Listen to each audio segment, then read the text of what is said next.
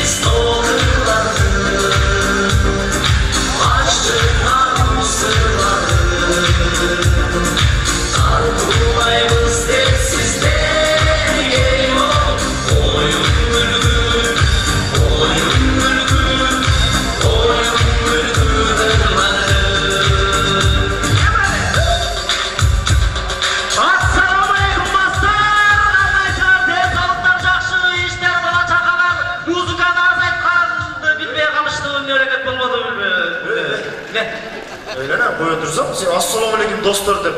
Onun Ece seninle dostun mu? Qaysi? Ya. Sen dostun, onun Aksakal seninle dostun be. Ben bu жерге sen dostlarım емес, atalar, apalar gelgen, eceler gelgen, sen kardeşler gelgen. Qanday tushib ko'rgan adamsın lan öyle? Просто мына концерттің başında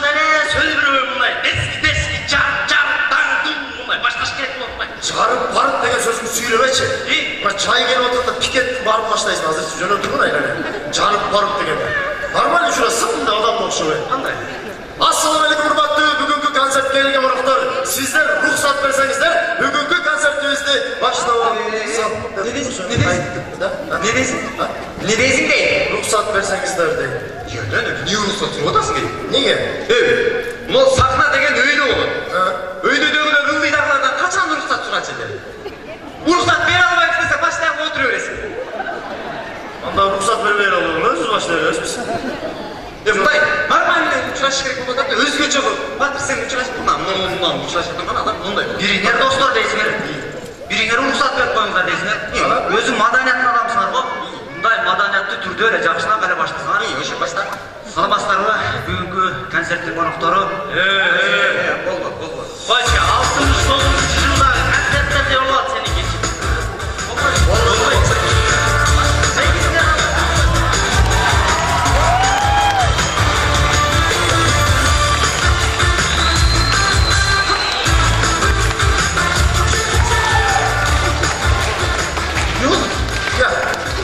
Konsertni başladık.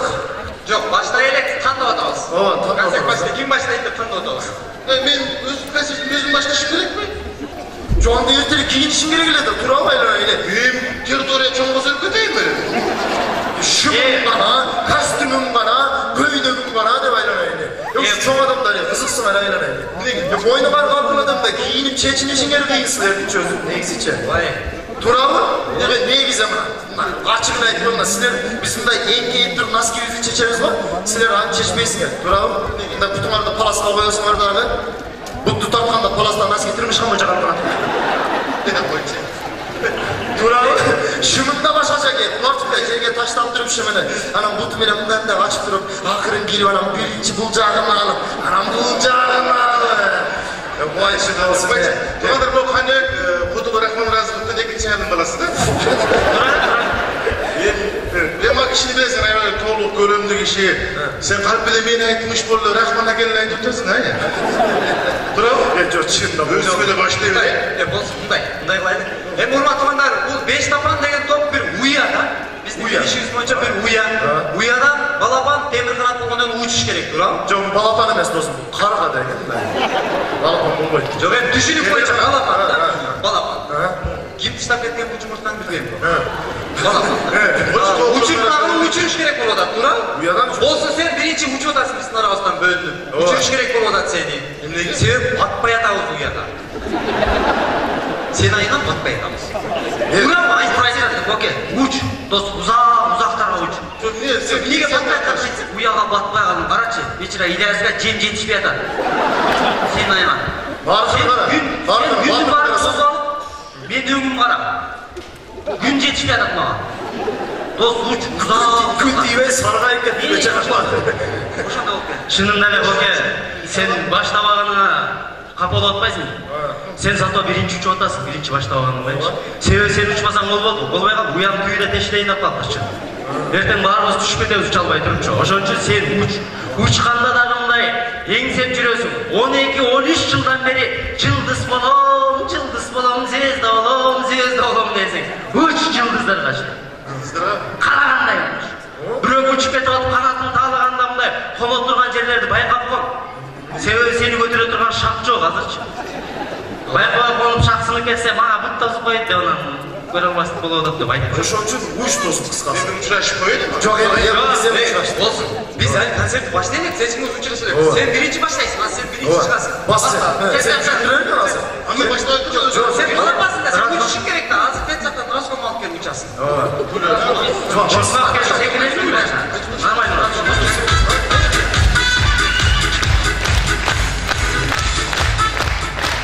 Rahmat var olmazlar. Çünkü konsertimizde başlamalı. Konsertimizde adatınca жашынакай ырлар менен баштамакчыбыз. Өзүңүздөр билесиздер, биздин ырларыбызды, биздин музыкаларыбызды аранжировка кылып берип аткан концерттин чылбыры сиздердин шан колжандар менен сахнада Рысбек Садиров деген досубуз чакырып коюшат концерт. Рахмат, Иван Алиев. Саламатсыздар, урматтуу бүгүнкү күлкү күйөрмандары. Хош келипсиздер. Баарыңыздардын мырзалардын бүгүнкү майрамы менен чын жүрөктөн куттуктап, досубуз Болсунбекке мындан кийин дагы чыгармачылык ийгиликтерди каалап, кийинки чыгарманы сиздер үчүн аткарып берейин, кабыл алып коюңуздар. Байрамыңыздар менен.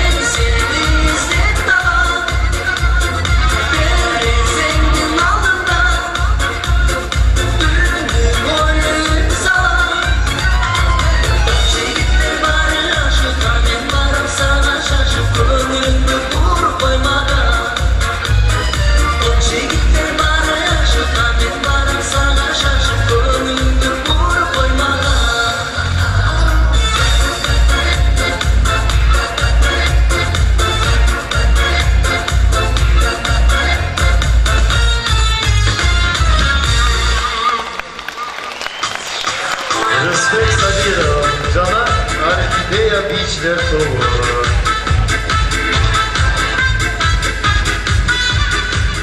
Урматтуу концертибизди ушинтип баштап алдык. Азыр өзүңүздөр жакшы билесиздер, улуттук биринчи каналда балдардын сынагына сынбайсыңбы деген телебери бар. Ошол телебердин азыр ушул жерде ойнойбуз. Ага конок катары Болсунбек Стакеев келген, Болсунбек Сатыбалдиевич. Эми суроону өзүңүздөр жакшы билесиздер.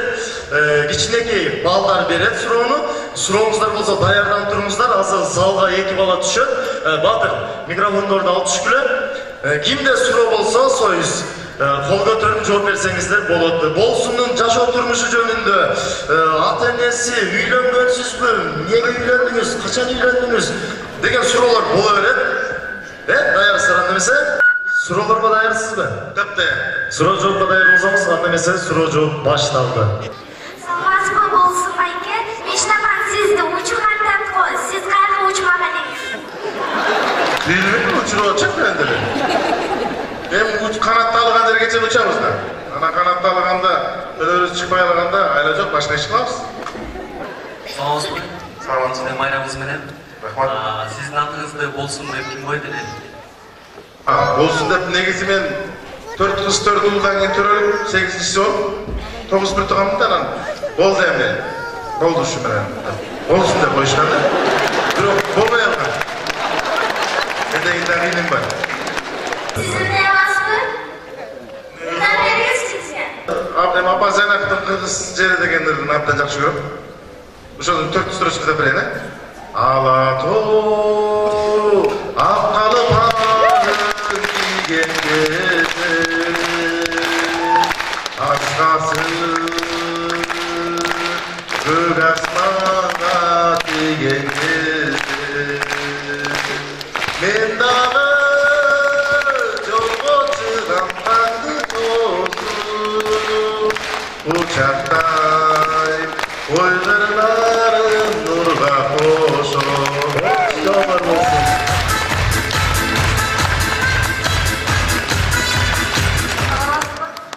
Алтын балык карам болсаң, сенден сурамак элемиз. Мени өлтүрөт элем ошо алтын балык. Жаман сурай турган көп нерсе бар. Кайсы мультфильмди жакшы көрөсүз? Мультфильм? Мага окшош бир мультфильм бар. Ошону айдасынан көрүп жакшы көрүп калгам. Сачы кылдырып койсом ошондо беришкен.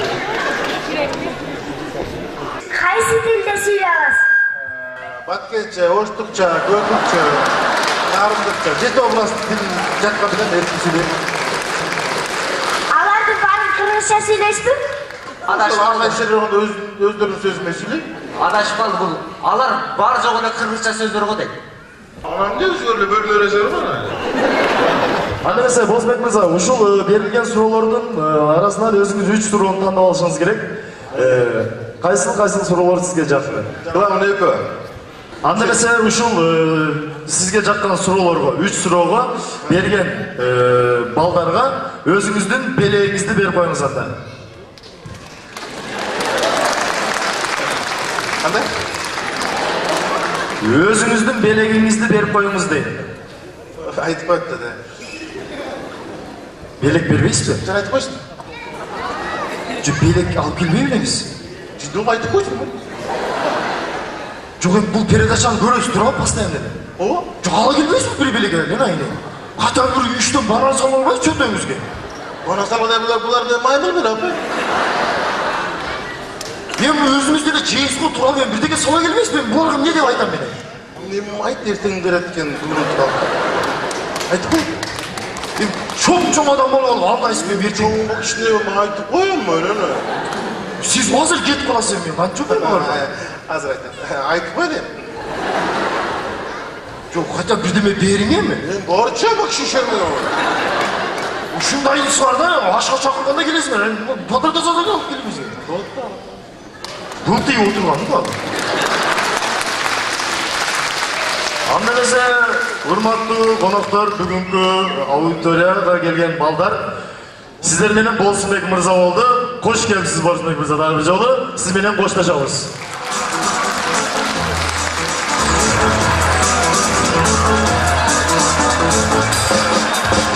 Рахмат.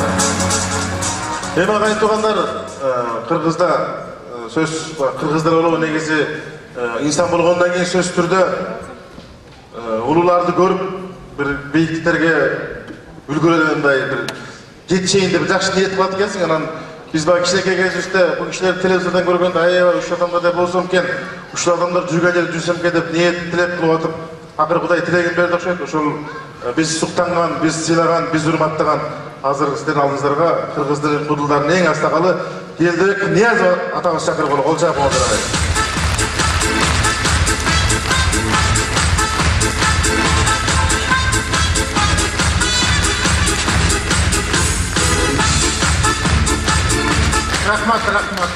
Рахмат. Эмайланайын Болсунбек, мен кызыман 10 жаш кичүү экенсиң, уулум катары сүйлөп коеюн. Эң татаал жанрды тандап алыпсың, бийчи болбой, ырчы болбой. Бул эң татаал жанр күлкү жанры. Атактуу Чыңгыз Айтматовдун айткан сөзү бар. Мен дейт илхам келгенде 3 куплет, 10 куплеттер жазып ем дейт. Бирок күлкүлүү нерсени жасуу колуман келбейт дейт. Анан күлкүнү да мындай эптеп сүйлөп элди күлдүрө албайм. Ошон үчүн эң татаал жанр бул сатира жанры, күлкү жанры, элге жеткирүү жагыда. Мына ошол Залкар айткан талантты сен ошолго жолго түшүп алсаң, болор бала формасынан дейт, Кудайга шүгүр формаң бар. Анан эмелиңди күлдүрүп жүрө бер, акылды. Талаага тыштап койбо. Сатиранын күлкүнүн бир эмеси ушул, бир айттың элдин эсинде калып калат. Кайра экинчи айтсаң, эскисин айтып атат дейт. Ыр болсо кете берет дейт. Бир ыр менен өмүрү пенсияга чыгып кеткендер деле бар. Анан ошол күлкү жанрында жолуң ачык болсун, абагың бүркөлбөсүн. Азамат, рахмат асыга. Менин да кичине ниеттилигим бар эле. Кане, акысаң кичине кыргызда бир салт экен бул. Ушул салттуулап астакал. Буну башка тойлорго кошуп ийбей, өзүбүз бийип коебуз.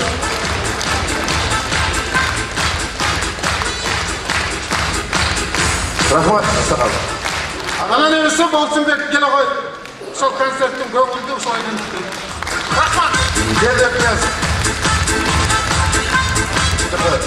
Ар бир группадан ушу биздин Бештик театрда чоң бир театр бар кыргыз будулдардын арасында. Ошол театрда 5 авышка 5 кемпир деген будулдар тобу бар. Ошондо бир кенже балабыз бар. Ошо жигитти чакырып коюн, ага айтгандар Нурхат деген жигит. Келип койсоң.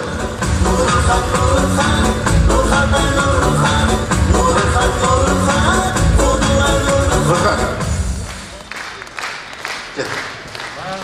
Не дейін деді ғана, жанды қойбай еттің, айтып. Саламатсыздарбы, кутмандуу кечиңиздер, урматтуу күлкү көрөрмандары. Эми Болсунбек Ыстакелдин концертине жаш кудулдарды чакырды. Эми кудул деп чакырган иши билдирип берели. Мана жаш кудулдардан биринчи жолу ушу Бокем концерт коюп атат. Концерттин жакшы өзү. Мен Бокемди карап эле сиздерге каалоо тилек айтып келип атат азыр. Мисалы, себеби көрөмдүү адам менен көп каалоо тилекти айтса болот экен. Себеби дегенде мана сиздерге айтайын. Үйүңүздөрдүн чоңдугу Бокемдей болсун, веремейкаңар мендей болсун.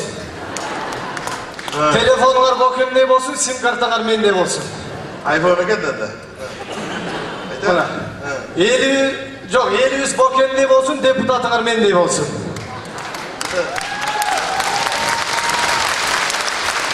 Бейлигеңдей Бокемдей болсун, ичи тарлар мендей болсун, чыгашаңар мендей болсун, кирешеңер Болсунбек Ыстакелдей болсун. Рахмат.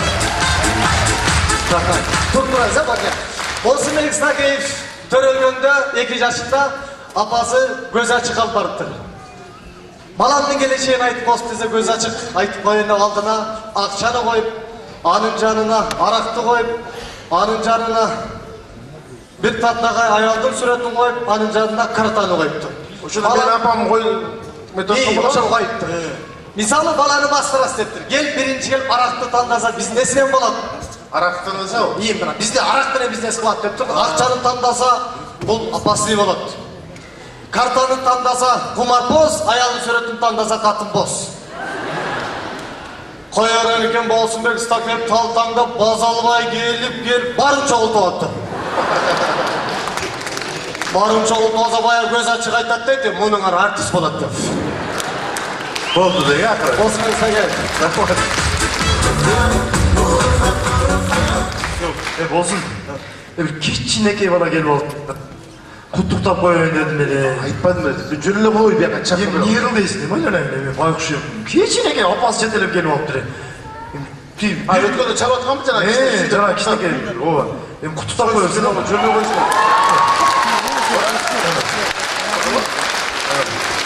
Gelesin.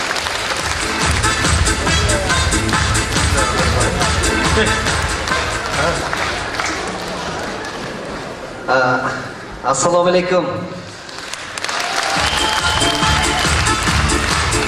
Assalomu alaykum hurmatli kulku yormanlari. Sizlar meni shunday qayradan sehrli sahnada joylashayotgan Soqodaga mimiyete sho'chilik Bolsunbek ininizdan Labadah konsertine xush kelibsizlar. Eme konsertingga qut bo'lsin. Sen janыңda ko'nib qolganda shunday cho'ng kishini janында tur. Sendan da cho'ng o'xshaydi bular. Bakın. Sizin problemanızı ben iyi düşündüm brat.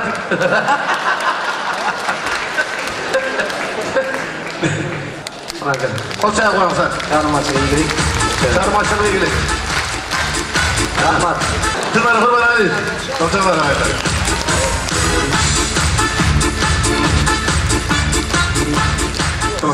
Жаңағы чачы мынандай қороздың немесіне ұқсас шықмелі. Қайсы? Чачычын бәрі. Bir güzel өспек, өспек, манас кеткен, манас. Чаты манасты. Қолча барағанда жәден қал қойып тұнуылы. Манас алы қолып. Порода запрещена.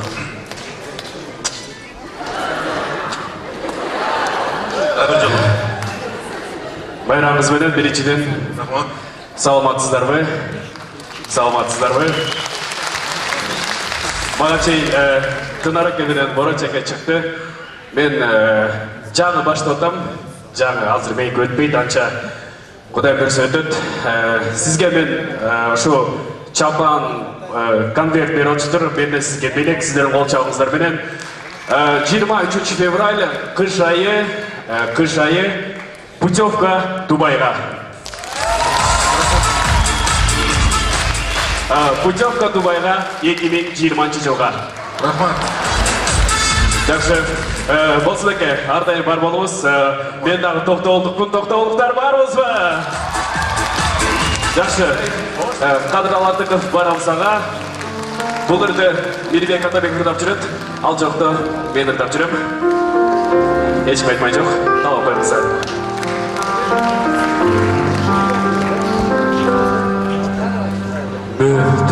Бүлдіргенді бышқан кезде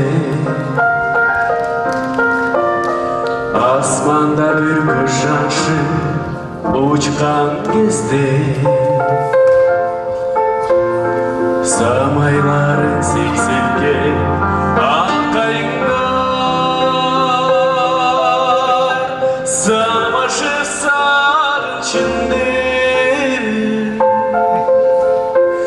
Самашы сағын чемді ұққан ешкесі барамса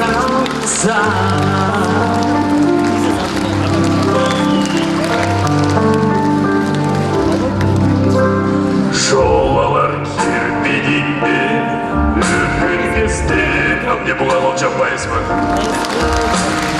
Ақшамыр нөшірлікі өкінгестен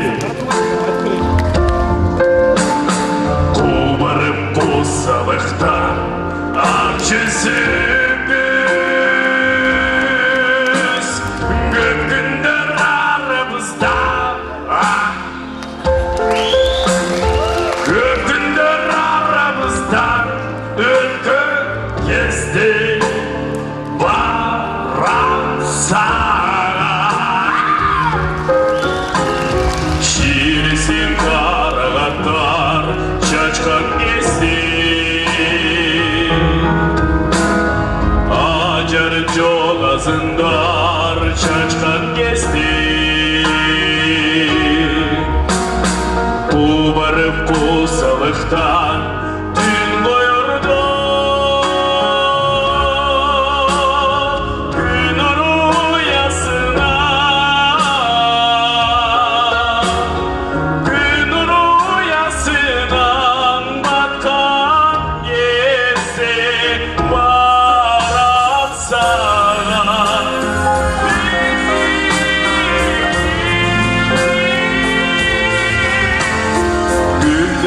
araları kongon кезде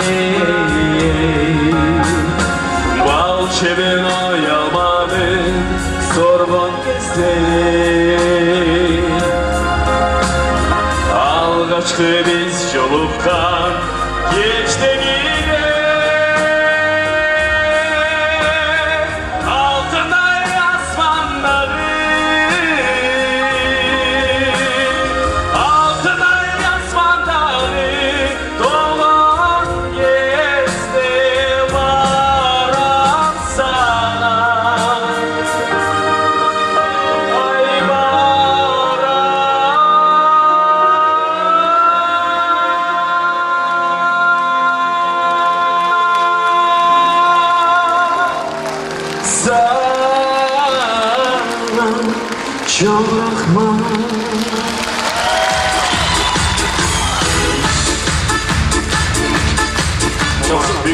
Bolsunbek Снакеев ағамызға bir дүркіреген қол чағалар болсын.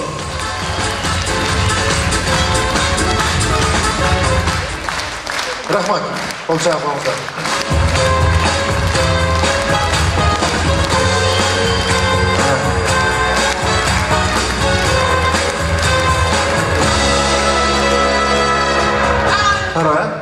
Бардық десе кішкентай жашынақай көрінеді. Бардық, даже жаңағы қозы, улақ кішкентайлері жақсы көрінеді, даже қодикті жақсынақай көрінеді. Чоңойғанда енді өшендік бөттік сатақ қолы ешкімге жақпай олады. Балдар ұядан ұштың да, деме туғандары көй менің бала кезіме көп қызықшат болсын сен шынау. Томпой өлі бір татына қай бол, жоғышыр олып жүр өресің. Негізі бала кезігінде жоғыштың мұ жымдай дейтінен ем. Негізі бала кезінде жоғыштыр кейін шоқ болып, шоқ болғандар жоғышып қалады ма? Мен де бала кезінде шоқ олап. Бірінші класстағы оқиғадан бір айтып берейін. Бірінші класста Альпе майрамда П тамғасы бір қыз айтып қалды. Мен Q тамғасында oldu mana ortaga çığa kalır şundan. P tamgası men bolam dedim. Püçük dedi şarın çıkıp.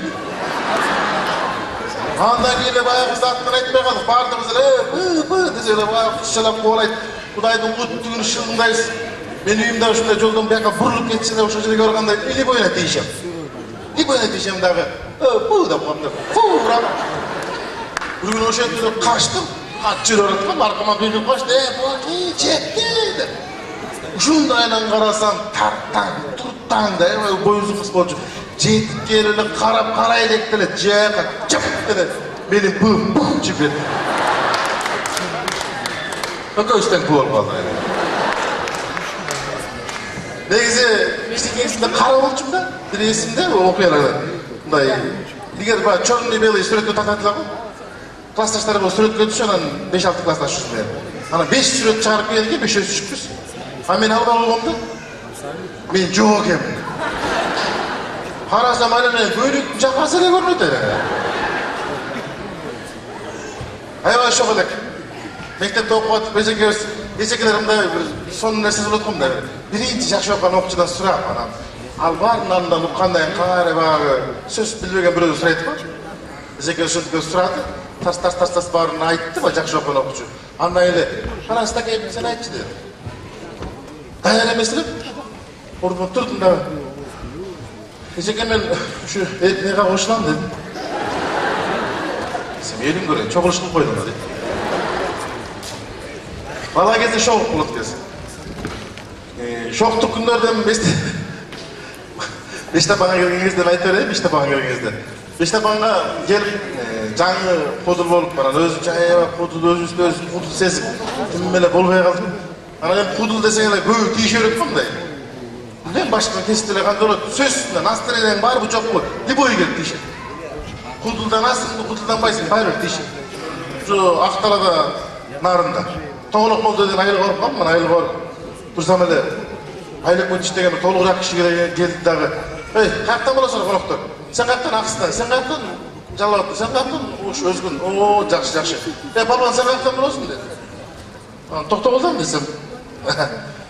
Ben de toğuluk oldu da bulam. Көріп білесің, Тоқтоғылға қарағанда Тоғылық молды білімді болған. Қаттаныға. Тоқтоғыл кем мен? Тоқтоғыл бір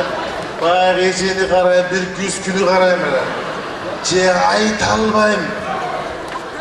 Ay, bunu da çüçük kılıyordunuz tabi. Öte bunları kılıyordunuz. Yani dil bilmeysin ayrıca. Ne var? Dil bilgende koydan şakılda süreç tarihten beri kıldır etlik.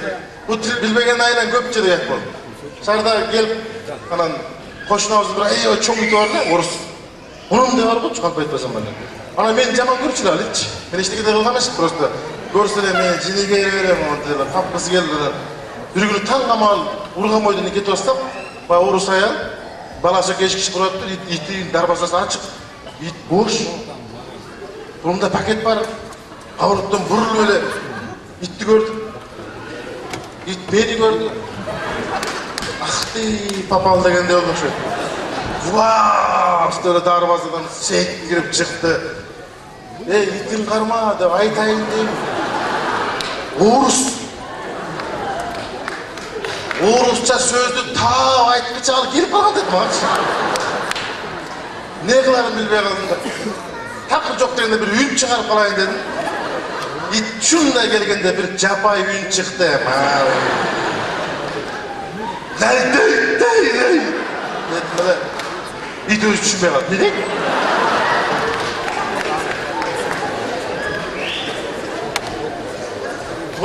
Çoğuk kapışta kendine dağı.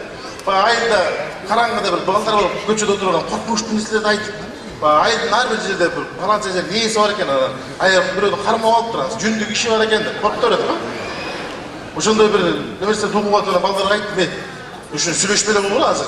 Büyük etkende ben korkam ya. Aydın çekesini direkt duran bana. Hani üstüne o magazin canında bir nesi var ya. Karma olursun. Dev aytsam bağlılar öceş göğüsü bir meleketler korkmuş nesilerde aytmışlar. Meylem aysınlardan onu. Davay meyin öyle özümce burulgan dele esime düştü ya. Ben katerkemde budaydı kelime geltirip baratam. Uydan burulganda bir bak yüzdün gününe bak. Uygaktar çoğun golfunda uypalan bırakma. En bağlı eşekler şunu öğretti.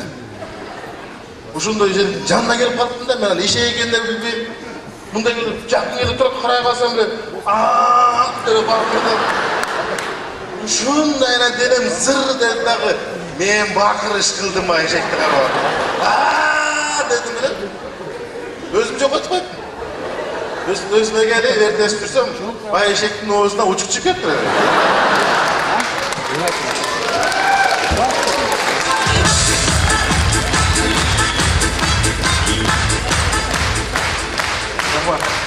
Ama bu şeyde ona ben şunda kızık tokalarda sakına aytalı, bitel, digital de otup şu neyetkene buyuruna 30 kat çıkıp sakınada konsertin beri otam. Bu da kalası daha köp kızmat kılavuz. Her bir konsertte misal için arkanda tema koyuşat, azmağa da göğe labadak. Labadak ne söylene?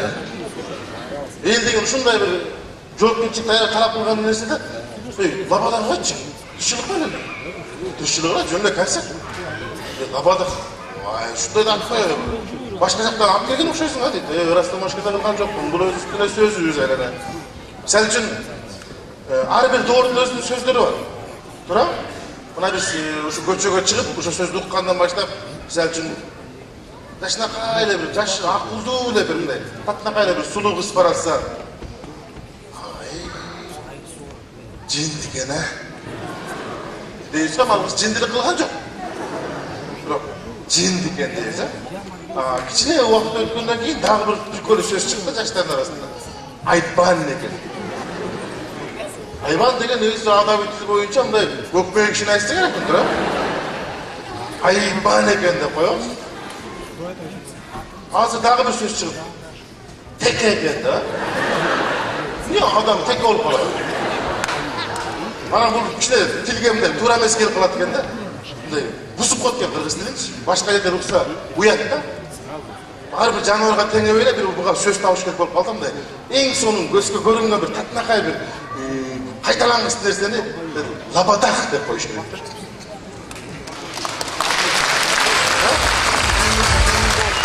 Мындай лабадах деп коюп эле. Теке ана эчки деп баланчанын баарын айтып отурбайлы. Лабадах деп коебуз. Азыр эми буга чейинки коноктор бияка чыгышты тургандар. Азыр концерт бияка лабадах болот. Коомдо кудул менен акындык өнөрдө ошо мезгилде туура айтпаса, алын ошончолук талантын эл баалабаса керек дейбиз да. Анан азыр эми коомдо болгон нерсени биз чагылдыралы дегенбиз. Илгеркиде болуп бир ири отуруп түз сүйлөшөйүн десең, азыр келиш мүмкүн, бирок маселе чечилбей калат.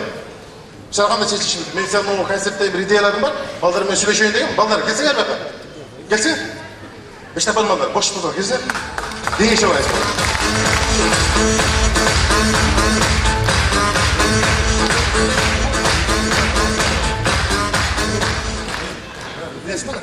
Yes, yes. Basça bir seviz olsa kандай. Açma olan mikrofonu. Bu açma olan. Çıkmadan. Yiyinip gelmeyin demen, figuran görsetmeye eğlenelim. Hani? Aldı bir figuran var. Bunda mesele. Жақсы идея var. Bu konsertten кейін ben bir kişine bir magazin açsam mı dedim. Magazin ne? Magazin. Народныйда koy. Народныйға күшім жетпей жүрмін, чоңырақ бір павильонда бар. Сіздерге де айтайын деген, сіздерді үшінде açalım. Magazin ne? Қатыр болмаса, сіздер оборотқа қосылға. Bir жақсы жақтар бар екен. Кварт болады деп еле, мәселені орнында шешеміз. Мәселені орнында? Пайдалы жақтар бар екен. Жақсы, нормально жақтар бар екен. Hazır Meyre'de şunu. Minge normal mesele sor. Oğlum ya. Şahardın gen planında koy oturgan. Bu sana. Hadi. Al. Söyle. Gen planlarında $1000 aldık. Şap. Pavlova koyuz. Alan. Qarasana sizler 20 milyon 30 milyon berip. Hey. Bana ne? Жақсы жағы, ерте концерт жоқ балдады да, бір де айлы қалғанды қалы бересің. Ерсең емес, сіздер қошылыға дейін.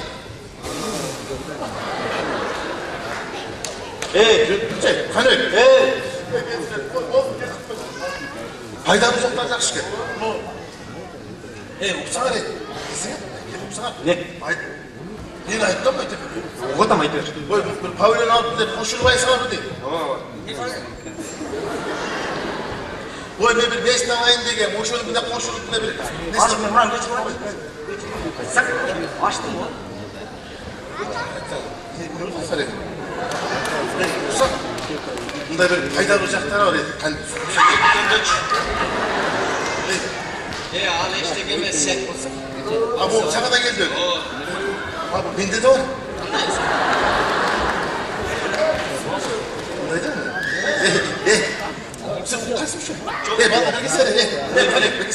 Telefonumda bir neme var. Telefonu sakın ayda dura bir sor. Sana ait. Ben bugün gece görüp ne kızıp koydum da. Bunu başka çarak mı ayda olsun? Mail yazıp koyup durdu. WhatsApp'ta mı dedi? Tekebayev dedi. Atambayev babanı üçü samolyotta uçup barançıp üçü süleşip kalat dedi.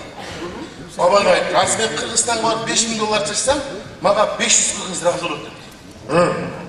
Desi Tekebayev o, ben varıp $7000 taşısam, 7700 kız razı olur dedi. Desi Atambayev ben varıp $10.000 taşısam, 10.000 kız razı olur dedi. Desi samolyot başkarıp atkan öt çıkartkanı kara, öy, azır üçün ördürde türsen bütün Kırgız mağa razı olur dedi. Bu WhatsApp'tan anekdotlar. WhatsApp'tan yazmıştım. Ağı bir daha öğrenisi var. Bunda ekse var. Yaşı ötüp kalgan duruyor de. Ayar alalbay жүрüp bir günü altın balık karma oladı. Altın balık karma olup, adatınca altın balık emne suraysın dese, men ayar alışım gerek buladı dese. Kanday ayar alışsın dese? Surat dedi. Mağa şu içpegen, çekpegen, WhatsApp agentke girbegen, 5 mal namaz okugan, ar dayım taza жүрgön, urun urmattagan, kiçini uzattagan, yüzü sulu, gözleri bakırakay, özü tatınakay, figurası 96'mış, ahtenezini ukkan dev aytıp atsa, altın balık davlene olu ölüp kaldı. Al ölmez, Biznesini açsam, koyutsak azmet aytıp koyalım. Biznesin ne oldu? Bir kanat kırgız ayağı da de. 10 gözü seriyaka, sol gözü baldarına salıp, telefon dinine koyup, kolları menen idişe açıp, kutu menen pol sürüp, alo tatuşka, boşmun süleyne deyip.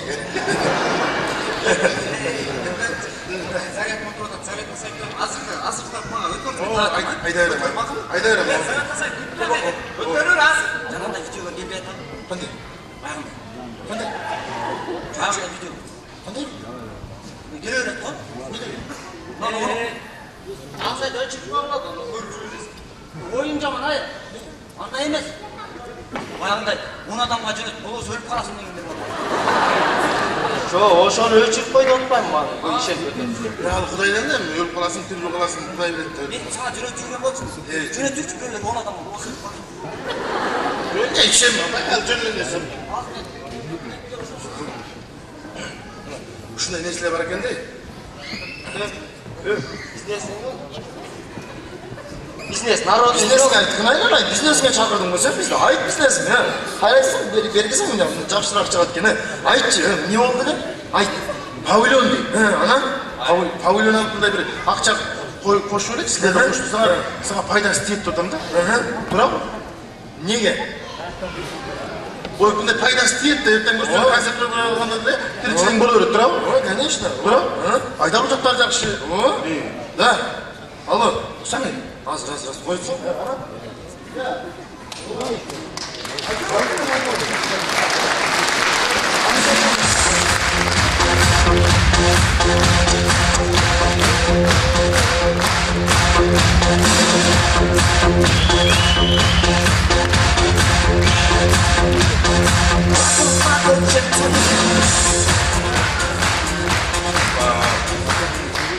Ögüsü telefon ayırmay ziyana geldi.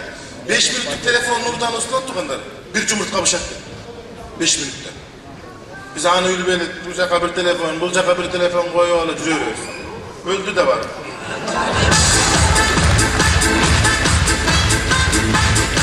Bolsunbek Stakeyev.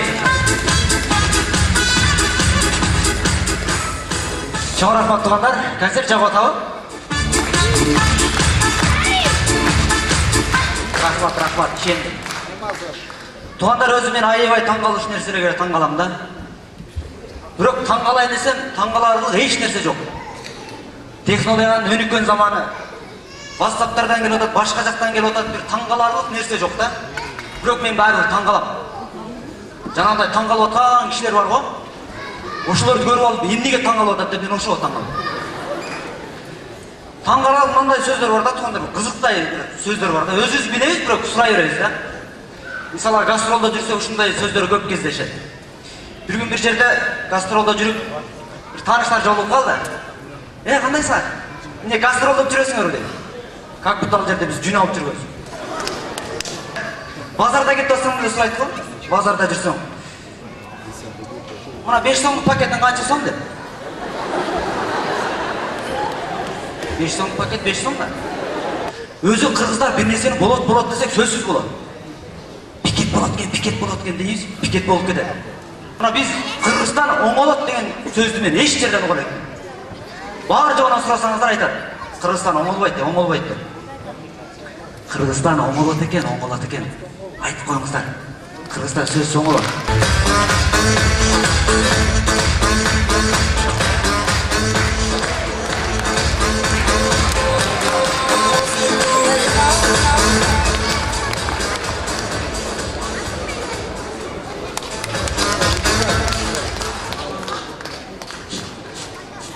Kudayga şükür, Kudayga toğa.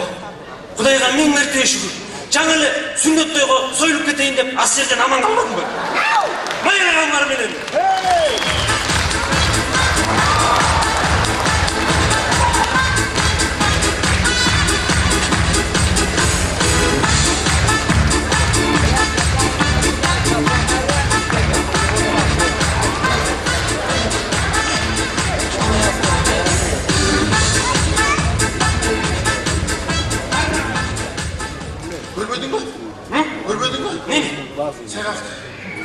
Kışında.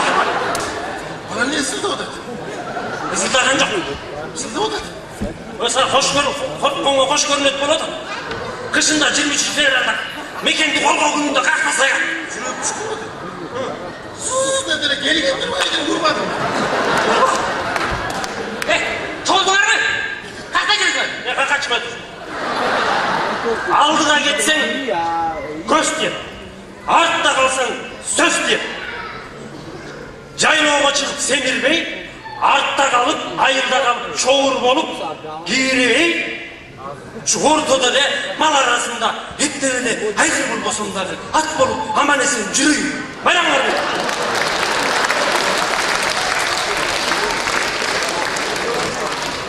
At çatarak bolup koyalım.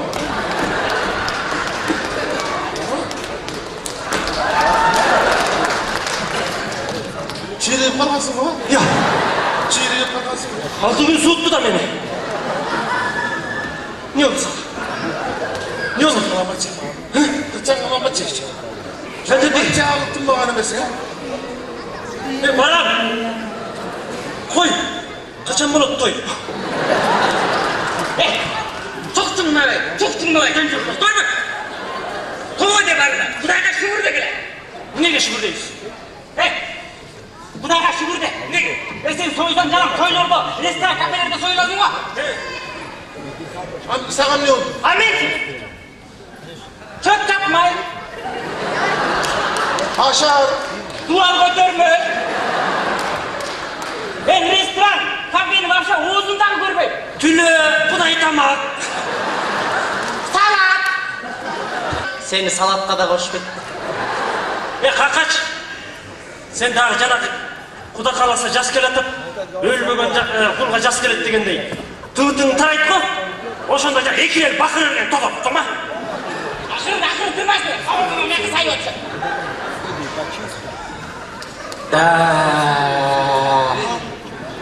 Men çineli ayabay жоğuş. Öttene жоğuş.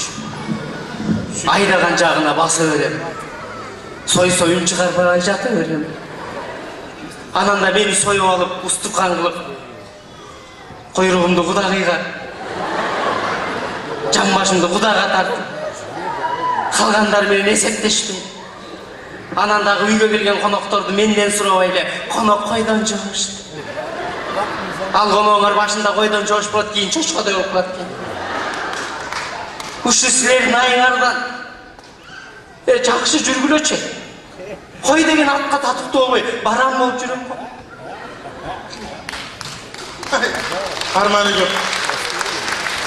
Baran, sen tarıma. Bunu kakaç menen tetigi mankaga karaganda men seni sıylayım. Nege? Sebebi ança-munça boğur urgandar, жүрөгү сылабыйлар, давлениясы барлар сен экөөбүздүн этибизди жегенге духтары жетпейт.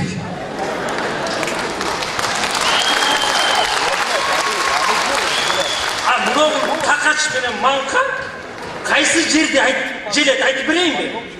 Наркы манка дайыма больницада жүрүптү. Шорто. Берки кakaç. Жана айттым го түлө, Кудай тамак. Бул больницага да бара алат. Бул экөө ресторан кафенин бозогосуна жете элек. Жаман мы жакшы менин деле кадыр бар кымбай? Айтчы. Мына жақсы үй деген статусым бар екен, кетші жақында таластан сүт аққаға келдім. Чүйгө. Өзім чүйгө мигрант болсам дағы. Бақла. Чүйдің ойлары күніне 20-30 литрден сүт береді. Сен ошо чүйдің ойларының ролін ойнай аласың да? Oynay alsam qara erteң narımda qo'shimchaga ketaverem. Bolalo, onu niye qayqırasın? Niye qayqıradi? Qo'yib ne oldu sana? Maga bari. Mening yurishim ush. Xudayga shukr deb turgil o'qdinglar ku. Hey, sen nag'mra. Xudoga tartib ichadi, tartib otasini turadi. Jayloda qashiqlarga taramasa ne oldu? Shugurda at байқой таудан ұшып кетіп, жебей, диндейт жебей, жегиші жебей, құзғындар чұқырып жесем не қылатын екен? Мен мына мақтан алам үшеуін жаңа. Себебі Аққула бабам баш болып, Манас атауыз менеп бізде. Ұшы Қырғызстанды Қырғызстан қылып, мамлекет қатары қалыптандырғанға мына біздің ордуыз, ополдодай, бақ.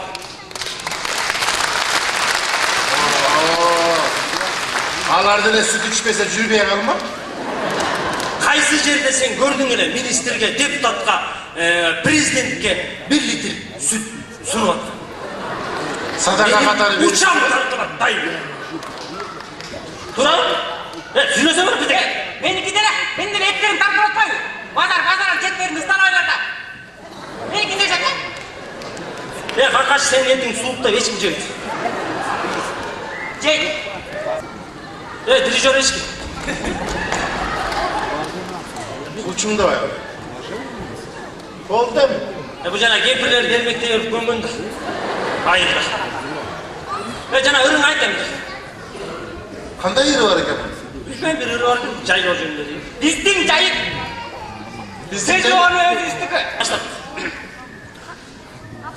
Aylanasın çöptür vurçağa. Kışı boyu esten çıkmağa. Bizdin çayır yerin yutusu. Cıldamasam cıldatam şağa. Aylanayım benim çayırım. Tübülük sağa.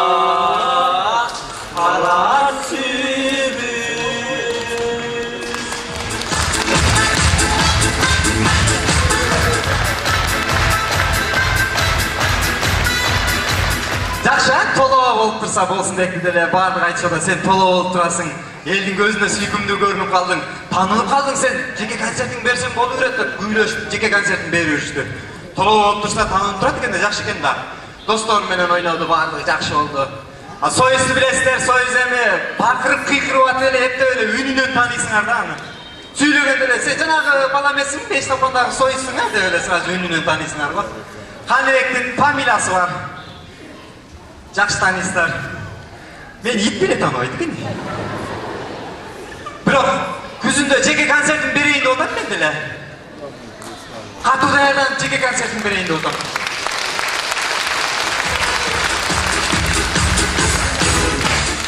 Аябай даярдан отам жеке концертін берейін деп, өзгөчө болуш керек екен дегенде мен имиджім алмаштырайын деп отам. Имиджім қандай болыпты? Жақсы эле анықтаптың ба? Şu tanımal olayında bir biçim anıktap kişine cebi oğay olmadı bırak. Diyete karmadım. Özüm cebi bokege verdim sen cedep. Kıyın eken. Bokeni görse köçede eldir suqtanışıp karay verir. Men dağın karашат suqtanışıp. Suqtanışıp karay. Lan işin beslenizler. Lan ece men figurama suqtanası mı? Ayavay suqtanası. Şunday olup kalsa mümkün. Yok sizge aytmadım sizge ece tolay ece. Ayavay suqtanası. Özgöçe oturgan boldu, meni konsertim eldikinen özgöçe oturgan boldu. No bokenikine okşap no jorollar, tentekler gelip katışpay turgan boldu. Meni konsertime bemral kelsеңиздер болот, күзүндө болот буюрса, өзгөчө адамдар катышат. Жакып Сыдыков, Асел Кадыралиева, конок ырчылардан Аваз Акимов, Нурлан Насип, кой десем Мулбой аксакалдардан келип, биз дагы катышып берейин дедилем, айлансыздан эле мейли дедим, бирок кантип чыгышат билбейм. Гүлнара Тойгонбоева менен Юрий Бабков келишип атыптыр. Алар деле чыксындар. Концертибиз баа бүт эле жаңы, бүт эле жаңы, азыркыдай эле жаңы болот, азыркы ырдап атырган ырым деле жаңы. Эптеп 2 мүнөт, 3 мүнөт чыдап бугуп берип коесуздар, себеп жаңы ыр. Ұқпасаңыздар деле бәрі ұқпасыздар, себебі азыр ошолорду ырдайм. Ханзадам деген бир жакшынакай чыгарма алып, ошолорду тартылап коелук, кабыл алыңыздар сиздер үчүн.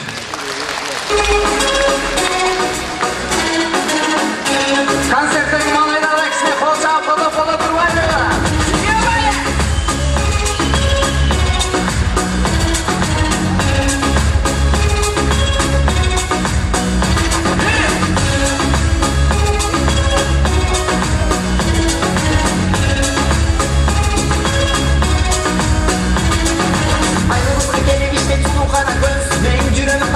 Tapay bir söz. Men oldum yönetmenim koşuna beşetti. Koşuna beşetti çeçenlikte zaman söz. Hayatım bir kuşumdan akmalıkları beni. Yönetme koşuna beşen nasıl riyası çok geldi. Karamadı gönlümün nazik çulu herkesi. Yüreğine çok tapadı kaynanıkları beni. Kararısın Hanzadan sulu Hanzadan. Karasam karabaysın Hanzadan sulu Hanzadan. Karabasam karabaysın Hanzadan sulu Hanzadan.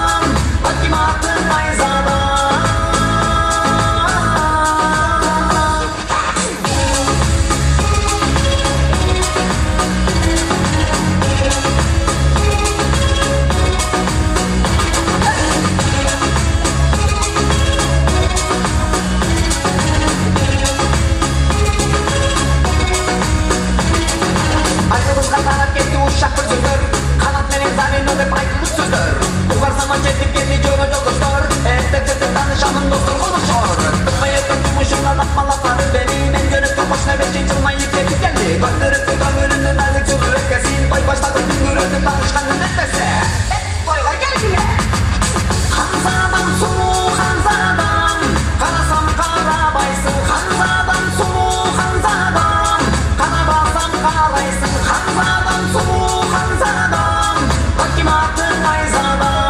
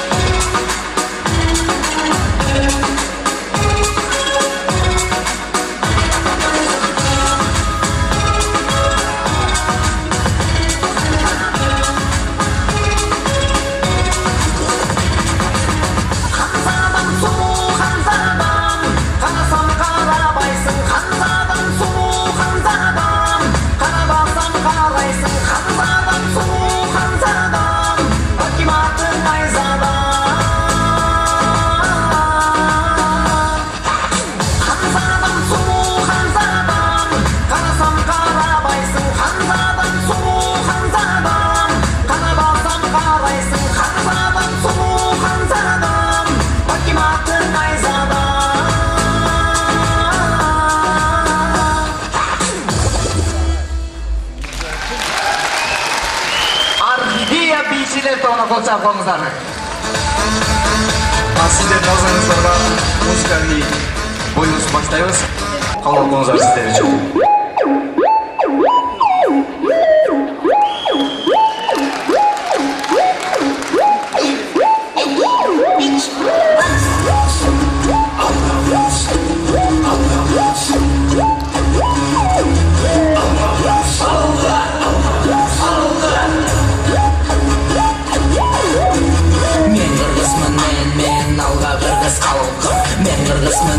Kırgız boynum gelip kaldım. Kırgız olup kran jigitlerge bay gelgen. Ras sele kırgız bolup jaralgan eken.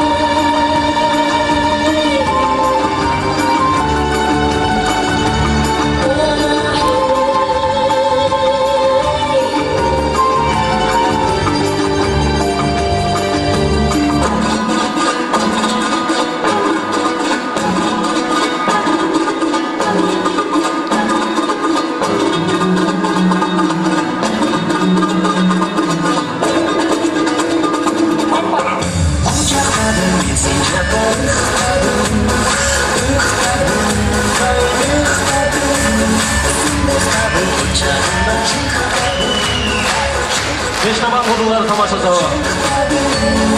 Владимир Колсаков, Ильяс Иманалиев, Болсунбек Стаке.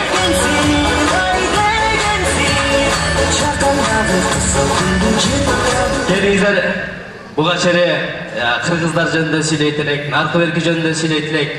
Балалык кес жөнүндө жана Боке айтып өттү. Балалык кес деген кандай сон? Ар бир нерсенин убагында кадыры болот экен дагы кийин кадыры кетип калат.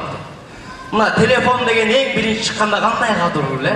Элдин баары телефон көтөрүп жүрсө, телефонго акчаң жетпей калса, үйдөн телевизордун пультун көтөрүп алып сүйлөп жүрсөң элдер ойлойт, телефон турбайбы депчи. Башкача мындай кызыгуу нерселер бар эле.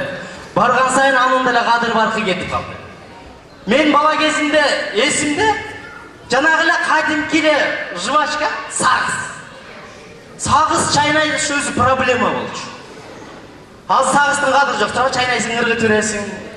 Биздин убакта өзү ак сагыздын өзү жок болчу. Жанагы эле кара сагыз чайнап чык. Сымала. Чөнтөгүнөн алып чыгасың уштумдай.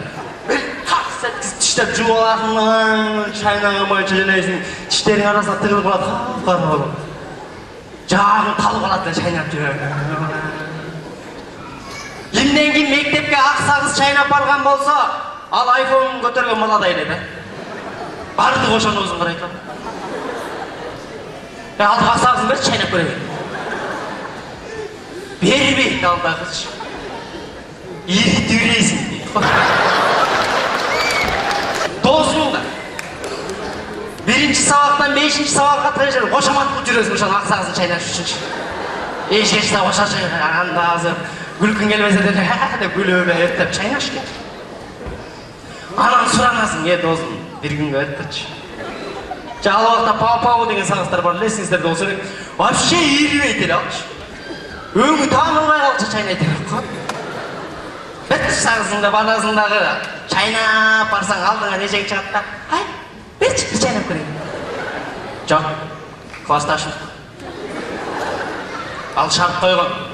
Эгер ийритип жүрсең төлөйсүң депчи. Тамактан кийин оозуңду чайкап 5-6 чайкап анан чайнайсың ба. Эртеси мектепке барып атканда досуң мектепке барбай эле жолдун жартысында күтүп турган болот го сенчи. Сагызын алыш керек да. Жакындаганда жаман тез чайнай баштасың. Чайнап калыш керек да, граммный чайнап калыш керек. Мындай чайнап барасаң алдагы учурашпай эле оозуңа колуңду кайтып. Ошол жерден да жөн бербей 5-6 чайнап деп таштайбыз. Кандай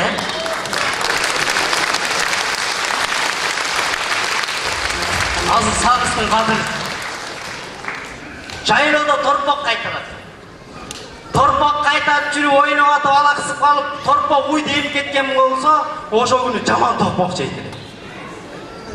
Кечинде эмне ичесиң дейт. Айран каякта? Немиси койду. Кийин чоңойгондон ойлонсоң, торпоктуку туура экен. Ал өзү эле тамагын издеп таап еп чыгат. Биз эле торпоктон тамакталашабыз, торпок жеп жүрөбүз.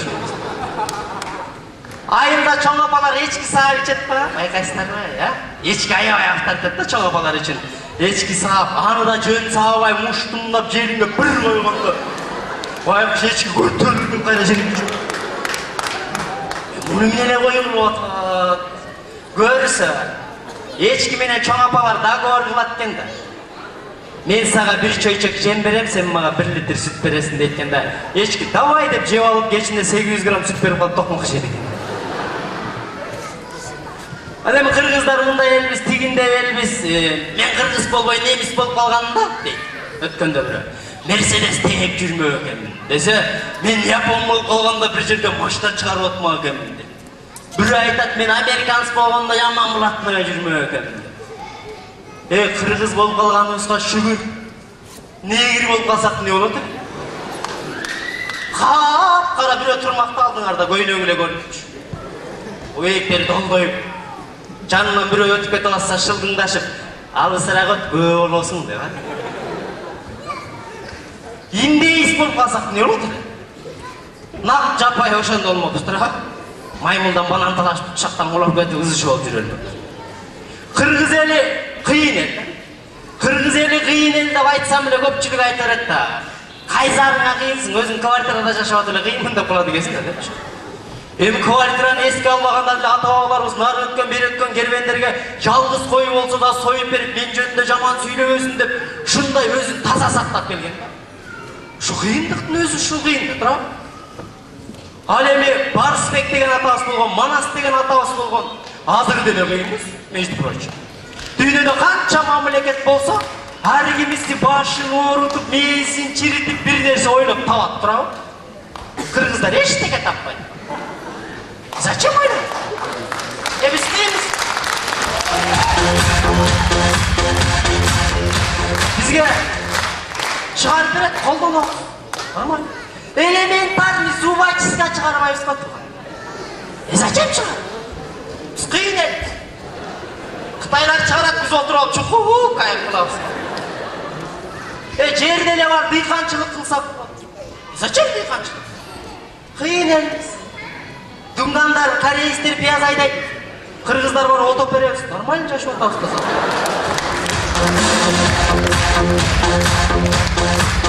Шарапат. Негизинен тенденин оозунда салланын кулагында дейт, Кудай буйруса биз дагы кыйын элдердин катары толуктайбыз. Чоң рахмат. Келиңиздер, кайрадан эле 5 табанды жигиттер болчу. Каякта жүрөсүң, бабы? Каякта жүрөсүң? Не сатасың? Өзүң жалгыз чыкпадың го көчөгө сен? Өзүм жалгыз чыккан жок. Гүл көтөргөндөр көтөрбөсүн анан кийин сен. Антип эки жака эң баспалын болду, уктунбу? Кел балам, кел. Анне мен шарым жарылган. Эрака бас дейм, баягы кетип атасың деп. Бас улум, бас улум. Кой, тийишпей ал балдарга. Анын ойчун алып беребиз. Жөндөй апасы урушат. Жөндөй бия каласың. Жөн сөкпе. Сөкпе дейм бапы. Сөкпе. Ур жөн эле. Апасы. Берке бар. Бас бере бар. Россияга кеткен. Мунун апасы да Россияга кеткен. Атасы? Атасы да кеткен. Сен атаң апаң. Алдыгы шаарды оозуңа салып үйлеме. Ана каяка салып үйлейм?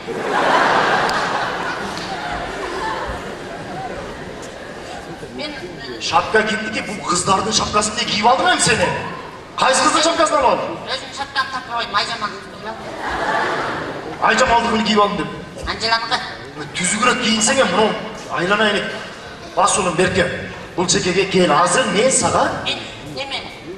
Апаң качан келет Россиядан? Апаң эми балам 2 айдан кийин келет, уктуңбу? 2 ай, мен 60 жол уктап тургандан кийин келет. Ошондо 60 жол уктап турушуң керек балам. Болуп турбу сен? Мага КамАЗ алып берем. КамАЗ алып берем? Өзү гигантта келип атса, сага КамАЗ көтөрүп алам. Бас балам. О, нерге отуруп, мен сага бир жомок айтып берем болом. Уктуңбу? Жомок? Жомок айтып берем. Жомок угасың балам? Кел отур ушул жерге балам. Мону чоң КамАЗ алып берем. Чоң КамАЗ алып берет улум. Отур кел ушул жерге. Карай кел. Жомок айтып бересиз да? Жомок айтып берем. Жомок эм кайда? Жомок эм кайда? О, няка кеткен. Эми улум илгери бир өткөн заманда көзү бакыракай, үнчү татынакай, фигурасы 90-60-90, сулуулугуна суктанып бүт алгыз бир Золушка деген кыз болгон экен.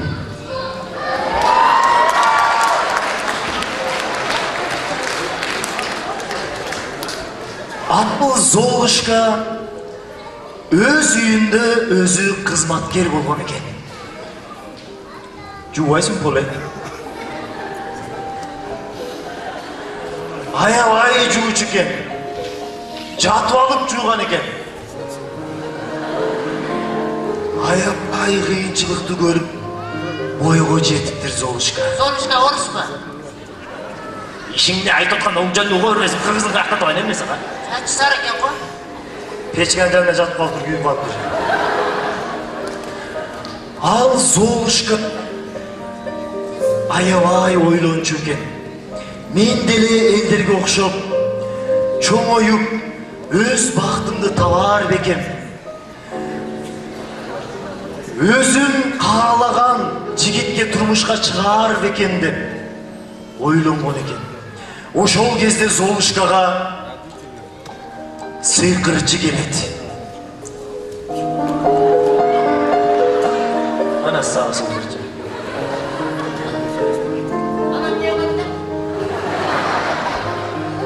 Карызга акча сурайт элек. Колундагыны бер. Золушкага Фиона өз палычкасын берет. Палычка дедим ғой.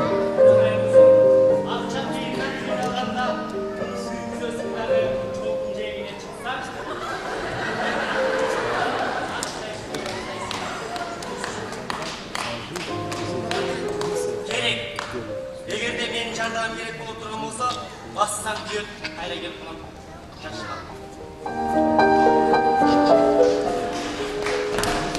Ошол кезде Золушка көптөн күтүп жүргөн ой максатын орундатат. Ага принц керек болот. Бирок Золушка палычканы күйгүзө албайт. Аябай кыйналат. Күйгүзөйүн дейт. Бирок сындырып коесун айтат. Күйгүзөт. Күйгүз. Бузасын эми. Күйгүзөйүн дейт. Эч күйбөйт. Ошол кезде Золушка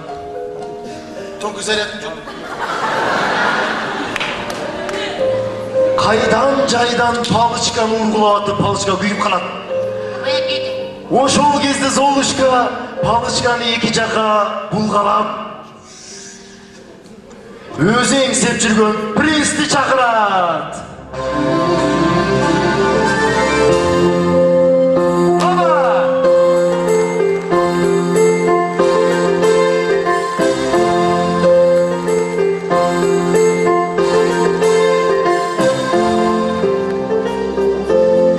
Başka çok önemli değil mi?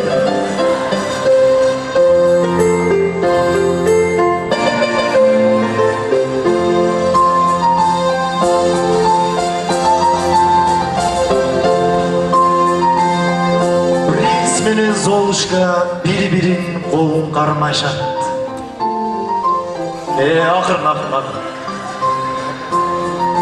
Ошол кезде принц Золушканы көтөрүп айлантат.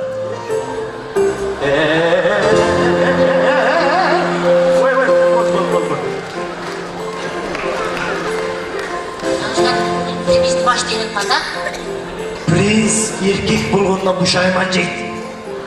Бирок эркектигине туруп принц Золушканы көтөрөм дейт. Көтөр. Бирок көтөр.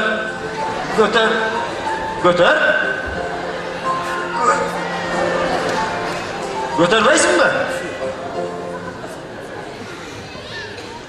Götür almadın mı? Anda iki ayavay biyleydi. Hop. Baba. Zoluşkanı koyuveret prins. Kayra başkadan biyle girer. Baba.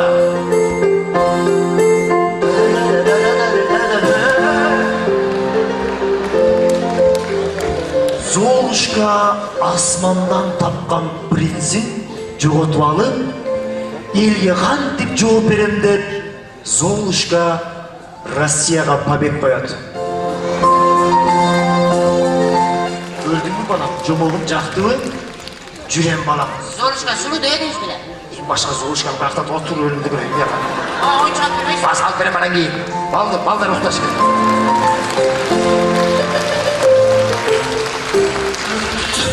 Көпчүлүгү суроо бере берет да магачы. Сен Рахман Разыковдун баласысың. Атаң экөөңөрдүн ортоңордо кызыктуу окуялар болобу деп суроо бере берет да. Ошол бир кызыктуу окуяны айтып берип коеюн, эми кызыктуу болсо деле күлүп койгула. Болгон окуя, мен мен атам үчөөбүз отурсак эле, уулум ручкамы кармап алып эле тетрадка бирдеке жазып атты эле. Мен уулуму карап, ай молодец, ушу балам чоңойсо мени багат, ушу балам багат го десем, атам мени карап туруп, сен чоңойгуча мен сени баксам. Анан бул чоңойгондон кийин бул дагы сени бакса, сен өзү бирөөнү багасыңбы дейт. Сиздердин болжоңуздар менен Gülcigit Satibekov.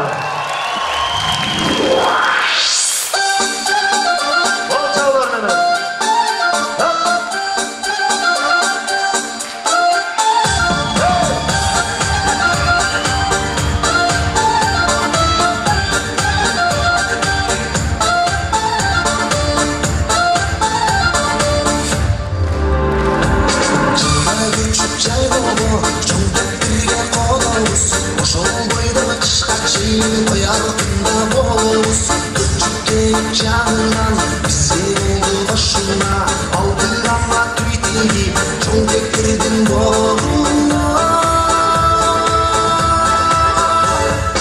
Osman'ın ağrı bayraysın dıraşı ayda yüzün genişle olmadığının meraşı Aybike öyle tarsak biz birge üçe boyun dökken işkencer olsun seninle asıl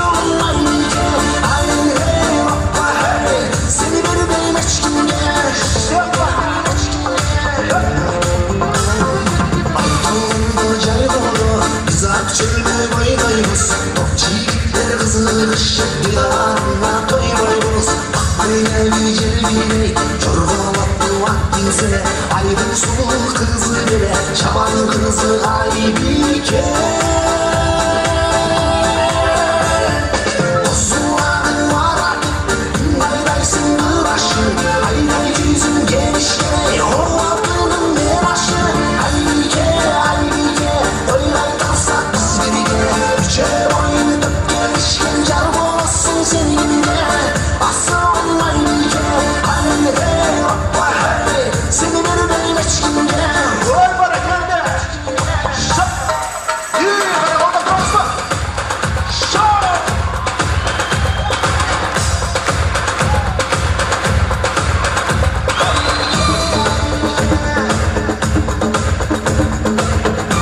Gece kanka oturmak gerekirse oy bana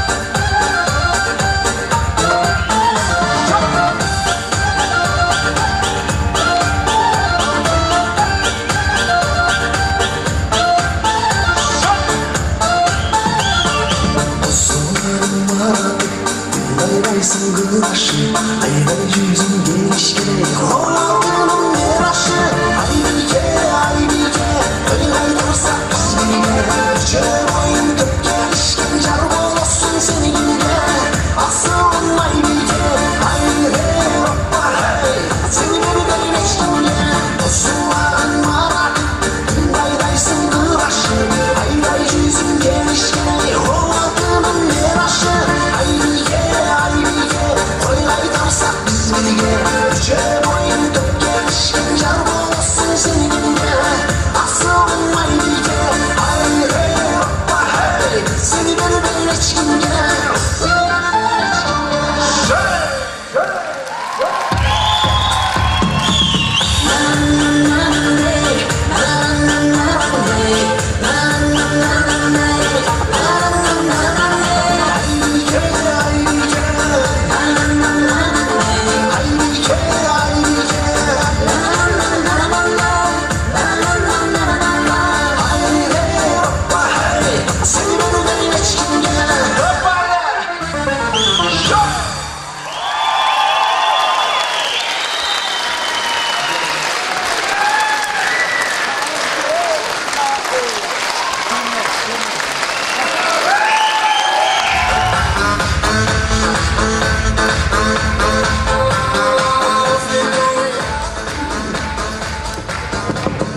Рахмат, бүгінгі мекенді қорғау күнімен құттықтап, Болсынбекті құттықтап, мен бір 3-4 саясатшыға сөз беріп қояйын, рұқсат берсеңіздер.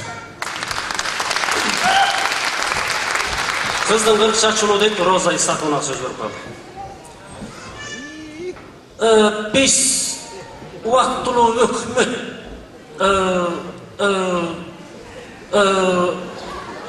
мемлекеттің башына абдан бір қиын қырдаалда келгенбіз. Мұны сіздер жақсы білесіздер.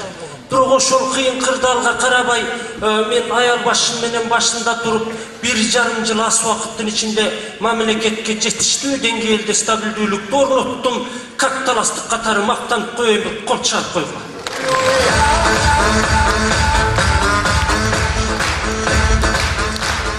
Рахмат, мен 1,5 жыл ичинде мамлекетти бир ойдогудай оңдой алган жокмун.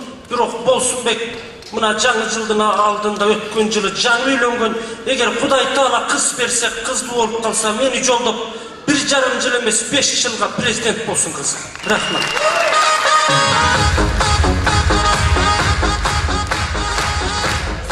Эми менден кийин Нурлан Мотиевге сөз бербесек чыргылып үйрөтөм. Рахмат. Нурлан Мотиев деп мен болом. Кара кеште жүргөндө капкара болчу мага түшкө келип сарайга келдим кичине. Болсунбекти бул концертте куттуктайм. Залда турган эркектерди да куттуктайм. Ана мен нерсеге түшүп атам да, лабадах деген эмне бул лабадах, дабадах, тададах. Ана ora отондо көмүр. Бул жакта.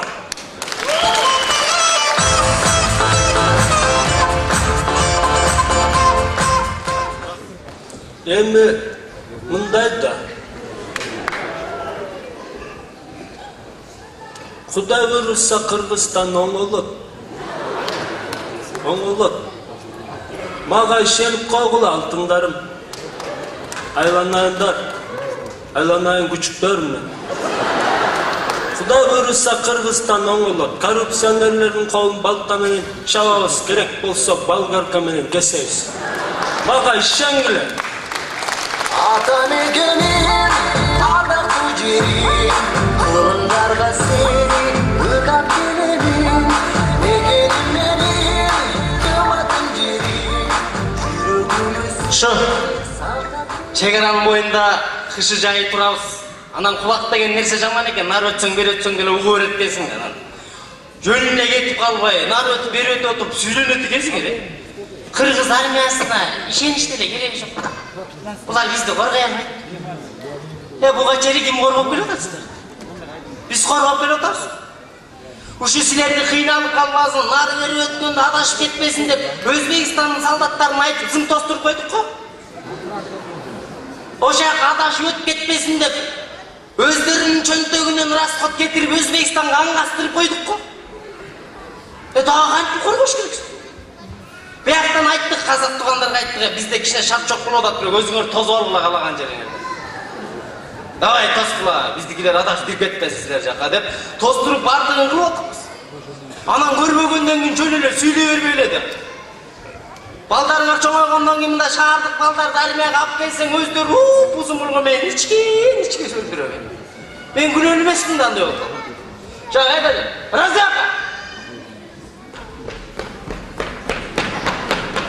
Товарищ капитан, майор, сержант, я здесь где? Я здесь, я много, когда моя жена где?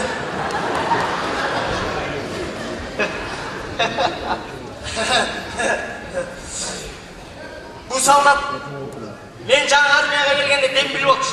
Мен армияны бүттүм, кеттим, окудум, кайра келдим, иштегениме 5 жыл болду, дагы эле ушул жерде солдат. Жок, армияны бүтүп кеткен, просто частын жанында жашайт, кыларга иши жок, ушу келип алып жүрөт. Бияка чуркап. Бирок кызматы жакшы. Частын ичинде эмне болуп атат, ким менен ким урушту, ким каяка кетип атат, ким эмне кылды, баардыгын айтып берип берди. Мындайча айтканда, частын ичиндеги сүмбүл жаны тыңбай чыркап жүрө берет. Военный тил менен айтканда, штирлис. Шприц немен? Шприц эмес, штирлис. Штирлис? Штирлисти билесиңби? Билем, Ал деген бүтүн СССРдин боксер болгон, Жок, боксер эмес, ал эме болгон. Чөмөк балык ойногон, көрдүңбү? Актер. Ошону айттым да. Эми сен баарын билбейсиң, анын ким экенин. Штирлис менен шприцтин айырмасын билбей аткандай анан. Шприц жолдош командир, неме старшина, кимелеңиз майор. Муну алмаштырып берип коюңчу, чарчап калып чуркап жүрөм. Аны алмаштырабыз. Солдаттар чакырып. Солдаттарга билейинби? Barına. Zeriktirmeyin. Oşol. Tanışçılıkta.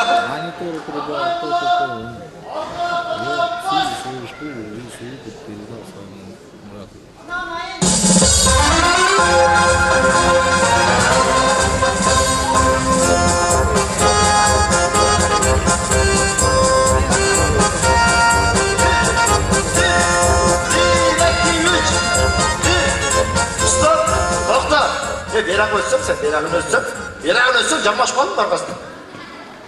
Abi geldim candaş kapitan, mayor serjant, Bana biri. Ya, buna 3'e oturmayı mı? Bana. 1, 2, 3, hadi özlüyorum. Çakıracak. Buna bizim soldatlar.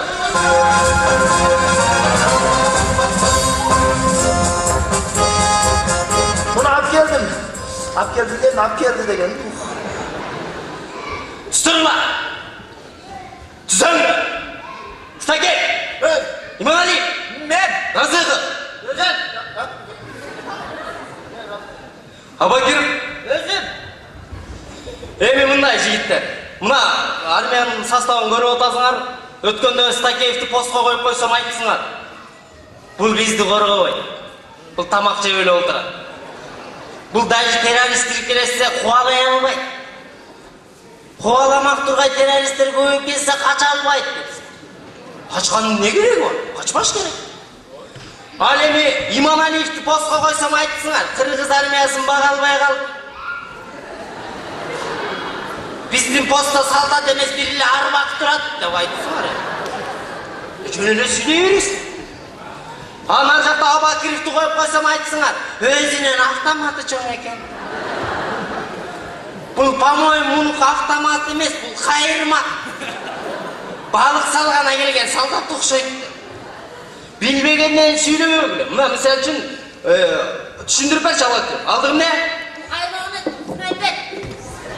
Снайпер мына дейтін пағызын алып тастайды. Оғы түйені қаратыға, сайырама. Sen bunu peşenesine takıp durma at koymaysın mı böyle? Ölmeye қалатан алыстан атыш керек. Мына Стакеев болсо чыныгы кыргыздын армиясы коргобойт десе, нак ушул коргойт. Мунун артына бекинип алдың көрүнбөйсүң. Окуга тие берет, сен корголуп тура бересиң. Булардын артына туруштун кереги жок. Анан бул жигиттердин да жакшы бир касиети бар. Айткан нерсең тас аткап турат. Мисалы үчүн Тустурма, налеву, направу, ашлафу, фана. Стакеев тамактын атын унутканда жүзүнө жылмайы келет да чиркин. Кээде муну эрмектеп тамактардын атын айтсаң тиле образдар өзгөрөт. Түшүнбесең аз карап турсаңар, колбаса, чут-чут, бешбармак. Карач, дегелесең мына.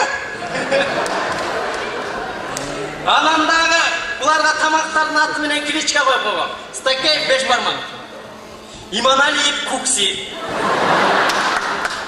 Абакиров пиряшки. Сис пунчоза. Пельмендер бой жалтырчы. Мына жигиттер бүгүн майрамыңар. Майрамыңар менен куттуктап. Түстүрүла майрамыңарды куттуктайтасыз бе? Нормально, турсаңы.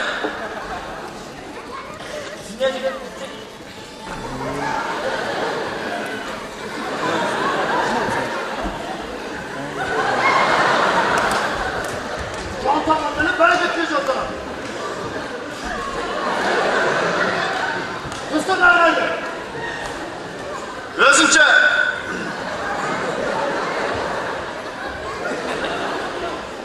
Stакеевке тийише албайт көрүн өзүң, а?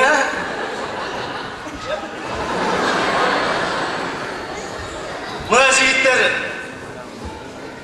кыргыз элине кылган кызматыңар үчүн мен өзүмдүн атыман силердин көңүлүңөрдү көтөрүп коеюн деп бир ушу мындай Герой, батыр деген bir задача тапшырып коюйун деп атамын. Өзүңүздүн атыңыздан, а? Буга мамлекеттин кешири жок, буга өзүнүн атынан. Мына, музыка менен музыканын коштошу менен берип коюңуз, а? Келиңиз мына.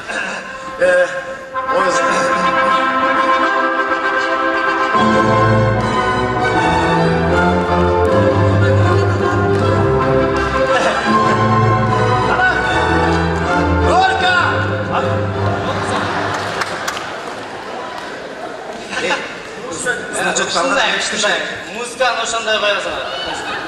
Жолдош капитан майор сержант я здеске где майор мен кете берейин. Мына жигиттер, бул эмне кылганыңар үчүн берди деп ойлоп атасың? Стаки. Бул эмнеге алган мен билем. Өткөндө захватка бир террористтер захват алдык го. Баарыбыз эшиктен терезеден кирсек, бул крышадан түшө калам деп буту тайып бир террористти басып калып ошого берсе керек. Жакшы. Иманалиев сенчи? Мен деле билем муну эмне болгонун. Эмне кылам? Өткөндө террористтер куулаганда бир амай роодуну карап чыкканда. Ошол жерден террористтер колго түшүргөн үчүн деп баракча берген го. Зато террористтерге карматпадыңбы? Террористтер мени кармайм деп өздөрү колго түштү. Качтың да. Бакир, сенчи? Мен снайпер менен сайылган үчүн алдым. Кайраттын эл катарландың. Мындан кийин дагы жолдош капитан майор сержант мен ошондой бир нерсе проблема болуп калды. Не проблема? Эме айта берейинби? Айта бер, жашыратпаган эчтекен.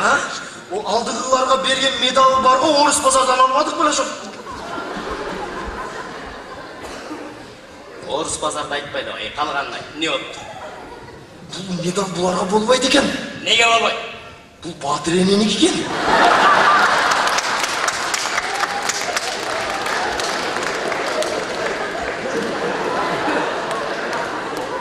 Мен сага геройдукун алдым өтөлө. Сатуучу орус экен да. Герой дайты десем берди да ошону. Маттына түшүнбөй калдым да мен. Мат герой деген экен да ошо. Оны неме Стакеевке берип койбойсузбу? Батыр эне деле отурбайбы? Эми жигиттер, силердин көңүлүңөрдү кичине көтөрүп коеюн десем, ал дагы кичине ишке ашпай калган. Алмаштырып беребиз тайрай. Кийинки февралга, орус базарга барып берейин. Эми жигиттер, бул деген силердин мекениңер. Кыргыз армиясы деселе форма кийгендер делесиз. Кыргыз армиясы деген бул могул жерде отурган эркектердин бардыгы кыргыз армиясы. Кыйынчылык иш түшкөндө баардыгыбыз бизге. Ал эми армияны бүткөндөн кийин мага медаль бербей койду. Мен эмгегимди баалабай койду деп Россияга таарынып качпай, колдон келсе калып Кыргызстанды коргогонго аракет кылалчы. Кошпасыңарбы? Ооба, кошулабыз. Кыргызстанды биз коргобуз, сен коргобуз, ким коргойт? А силер Россияга кеткендер менен Кыргызстан кем калган жери жок. Ордуңар башка улуттар менен толукталып атат. А кийин келгенде чыгара албай кыйналып каласың. Ошон үчүн так что бүгүндөн баштап Кыргызстандын чек арасын колдон келишип, чептилердин күчтөбөк дегенде окуду элеңер. Дал ошондой коргош. Түстөрбө! Түстөңгүлө! Оңго буруула! Чек араны басты! Кет!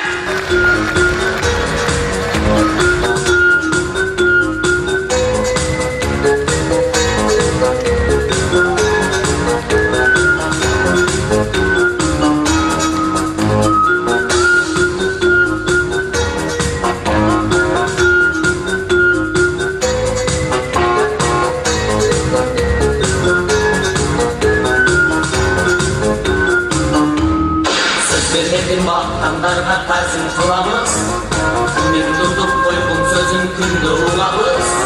Akıl ilaçlı soğuş olsun takır bitmögön, çoğun gazapka ayar olup izdan durarız. Biz hazırdaşımız bir an erken koyuyor cene biz erken eder damaşalan salam düşeriz.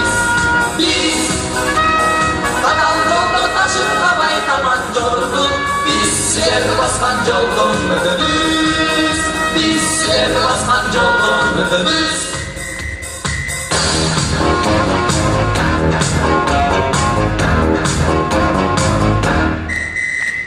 Nemin jaman sözden korkut gelemiz. Sularınıp kuğudul sözgö bütün denemiz. Aytılgan söz atılgan o artta kaytpagan. Sahna üçün körөгөндө bizdi enemiz. Biz hazır yaşmız bir ömerden boygo jetemiz. Biz erken gelen tamaşalap salam deşemiz. Biz kanal joldur taşın kabay taman jorduk. Biz siler baskan joldan ötemiz. Biz siler baskan joldan ötemiz.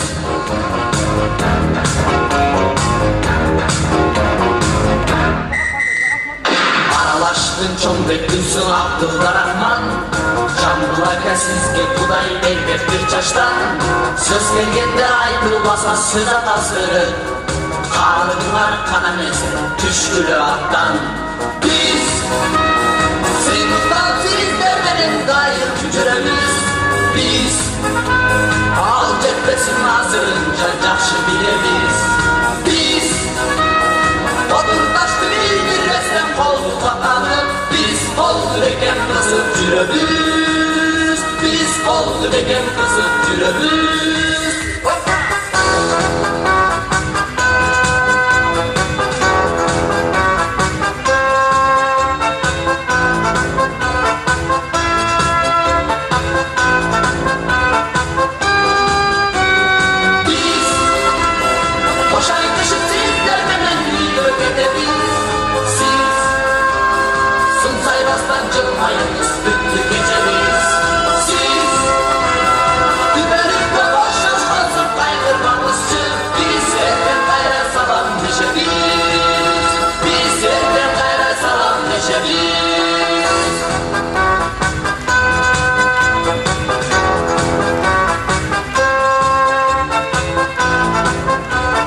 Rahmat. Hayradan uşul kutlu sahnadan gezdikçe, hurmattуу görүүчүлөр, жакшылыктарда, тойлордо кезигелер. Келген адамдар разы болуңуздар. Сиздерге келген концерт соңуна чыкты. 5 таман кулдар тобу кайты. Болсунбек Исакеев дагы жолу. Гүлдөрдү кабыл алган болсун.